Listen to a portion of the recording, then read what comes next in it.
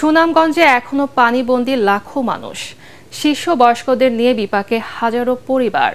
কয়েকটি গ্রামে টিউবওয়েল ডুবে থাকায় বিশুদ্ধ খাবার পানির সংকট দেখা দিয়েছে জেলা জুড়ে। পানিবাহিত নানা রোগে আক্রান্ত হচ্ছেন অনেকে। সুনামগঞ্জ থেকে আরও জানাচ্ছেন মনির হোসেন তপু, ক্যামেরায় ছিলেন ইমদাদুল হক। কদিন আগেই যার সাজানো সংসার ছিল এখন সে গৃহহীন। পানির স্রোতে ভিটার মাটি সরে ঘর পড়ে গেছে। টিনের চাল দুমড়ে মুচড়ে পুরোপুরি নষ্ট। গোলা ভরা ধান ভেসে গেছে। পুরো পরিবার নিয়ে পথে বসেছেন হাজার হাজার বানবাসী মানুষ। সুনামগঞ্জের 5টি হাওরে পানি নেমে বাড়িঘর জেগে উঠলেও জীবন তলিয়ে গেছে অভাবের তোড়ে। কাদার মধ্যে অনেকটা অসহায় জীবনযাপন করতে হচ্ছে তাদের।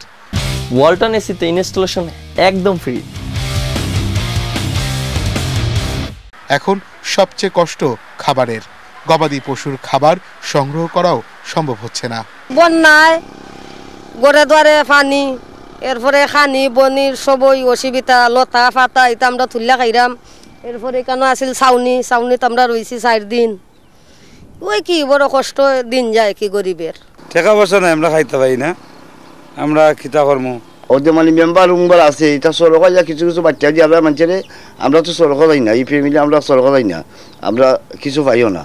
এই অবস্থায় মরার উপর খাড়ার ঘায়ের মতো চেপে বসেছে বিভিন্ন এনজিওর ঋণের কিস্তির টাকা পরিশোধের চাপ। প্রতি বছর সুদ্ধা হইরা আনি, আওলাত হইরা আনি, ঋণ হইরা আনি, আইনা ও ঋণ থাকে। তো অনেক বাক করতাম, ওই বাক কইরা আর আবার ভাঙ্গা যাইব, তার আবার আনতাম হইব। সরকার থেকে কোনো টাকা পাইছি না, কোনো গরু না, টিনো না, টাকা পয়সা আমি কোনটাই পাই না। সরকারের সহায়তার প্রতীক্ষায় দিন কাটাচ্ছেন বানবাসী মানুষ। সুনামগঞ্জের হাওরবাসীকে সংগ্রাম করেই বাঁচতে হবে। পর্যাপ্ত টাকা পয়সা না থাকার কারণে অন্যত্র যেতেও পারছেন না তারা।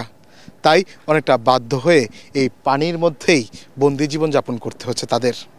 মনির হোসেন তপু, এটিএন বাংলা, সুনামগঞ্জ।